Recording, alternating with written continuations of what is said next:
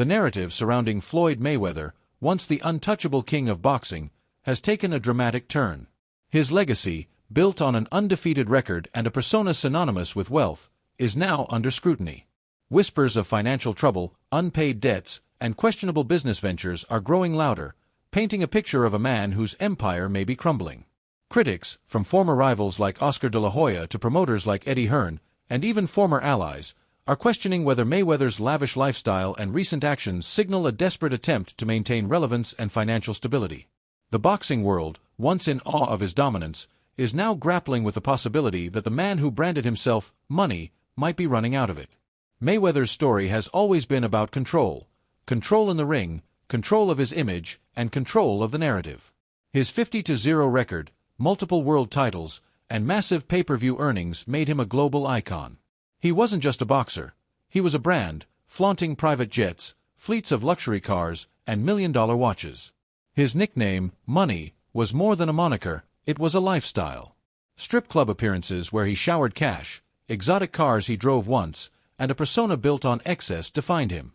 But as the fight purses dwindled after his retirement, questions arose about whether this image was sustainable. De La Hoya, a longtime rival, has been vocal, claiming that Mayweather's spending was never backed by long-term financial planning. The cash flow from $100 million fight nights is gone, and the ventures Mayweather touts, real estate, fashion lines, nightclubs, may not be generating the income needed to sustain his circus. De La Hoya's criticism is personal.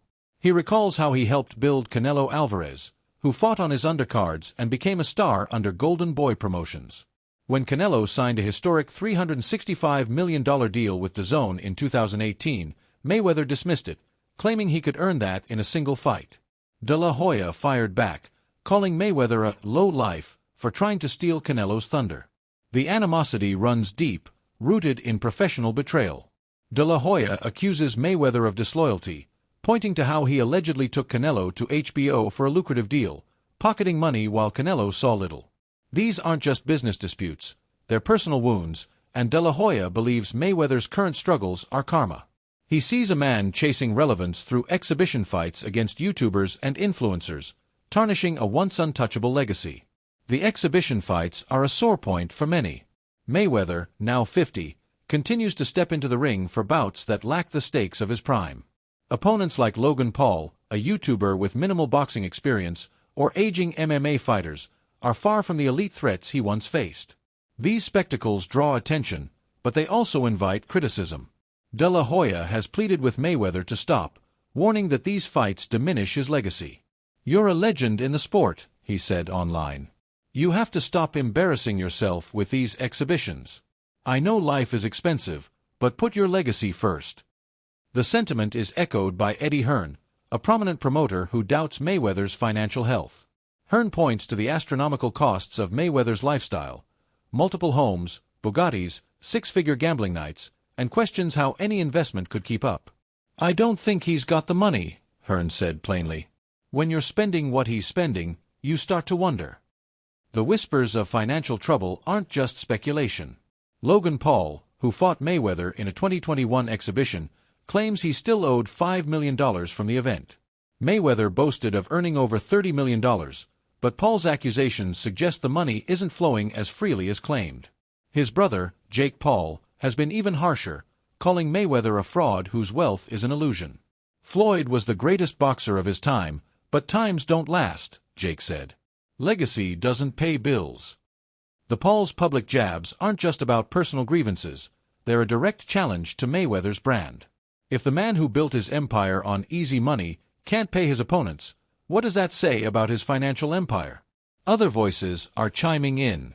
Gervonta Davis, a former Mayweather protege, claimed earlier this year that Mayweather was detained in Dubai over unpaid debts.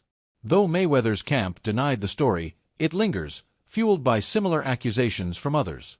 There are rumors of debts to shadow investors who bankrolled Mayweather's ventures, expecting profit shares that never materialized. A former Mayweather promotion staffer, speaking anonymously to a UK tabloid, claimed the company is bleeding and that Mayweather is liquidating assets faster than he's earning. Offshore shell companies tied to exhibition events are allegedly being used to keep the operation afloat, but the cracks are showing. The real estate ventures Mayweather touts have also come under fire. He recently claimed to have purchased 62 apartment buildings in New York City, boasting of sole ownership with no partners. He followed this with news of a $10 billion office property portfolio, including high-profile buildings like 410th Avenue in Hudson Yards and the AON Center in Chicago. But Business Insider debunked the apartment claims, stating the building's ownership remains unchanged. The office portfolio story, reported by The Real Deal, raises skepticism given the timing and scale. Critics like 50 Cent, who has a history of trolling Mayweather, seized on the discrepancy, posting a video mocking the claims. "Damn champ, they caught you cap," he wrote, suggesting Mayweather's billionaire image is a facade. 50 Cent even claimed ownership of the TMT, the Money Team, brand, alleging he incorporated it while Mayweather was incarcerated, a bombshell that questions the legal foundation of Mayweather's empire. The boxing world isn't just watching, it's reacting. Teofimo Lopez, a young star who dethroned Vasyl Lomachenko, sees Mayweather's actions as a cautionary tale. He believes these exhibitions and questionable ventures reinforce a dangerous trend in boxing, prioritizing clout over courage. "Floyd fought Logan Paul, a guy with 2 fights," Lopez said. "Clout beats courage now." For Lopez, Mayweather's choices undermine the sport's integrity, teaching young fighters that image matters more than risk. Jeff Mayweather, Floyd's uncle, has stayed diplomatic but hasn't shied away from the truth. When asked about Logan Paul's unpaid purse, Jeff said, "He should get paid. The fight's been over for a while." His restraint speaks volumes, reflecting disappointment rather than denial. Fans and insiders alike are grappling with the shift in Mayweather's narrative. His social media posts, filled with cash piles and luxury displays, feel increasingly like performance art. The $500,000 stacks on private jets and extended wheelbase Rolls-Royces are meant to project wealth, but they contrast sharply with the lawsuits and unpaid debts. A Miami jeweler has filed a lawsuit against him, and employees at his Los Angeles gym have accused him of failing to pay salaries, despite his claims of a $10 billion portfolio. The disconnect is stark, and it's eroding the credibility that once made Mayweather untouchable. The tragedy is that this wasn't inevitable. Mayweather could have retired as boxing's greatest success story, his legacy secure. Instead, he's chasing relevance in a way that feels regressive.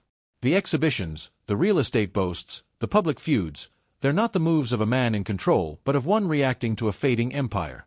De La Hoya believes Mayweather is too proud to admit he's in trouble, financially or emotionally. Hearn sees a man whose spending outpaces any conceivable income stream. Even 50 Cent, for all his trolling, is exposing truths that resonate. The Mayweather myth demands upkeep, and the effort to maintain it is unraveling. The most damaging aspect isn't the money itself but the loss of narrative control. Mayweather's name was once synonymous with power, precision, and prosperity. Now, it's becoming a punchline, not from random trolls but from veterans, promoters, and fighters who once revered him. The respect remains, but it's tinged with concern. They're not angry, they're disappointed, begging for a course correction before the myth collapses entirely. Mayweather's insistence that he's fine, that the exhibitions are just fun, rings hollow against the mounting evidence. His claim, "I was born a fighter, I'm going to die a fighter," feels like defiance, not confidence. There's still time for Mayweather to pivot. He could step back, let the noise settle, and preserve what's left of his legacy. But every new exhibition, every dubious real estate claim, and every unpaid debt pushes him closer to an implosion. The boxing world is watching, not with glee but with a sense of loss.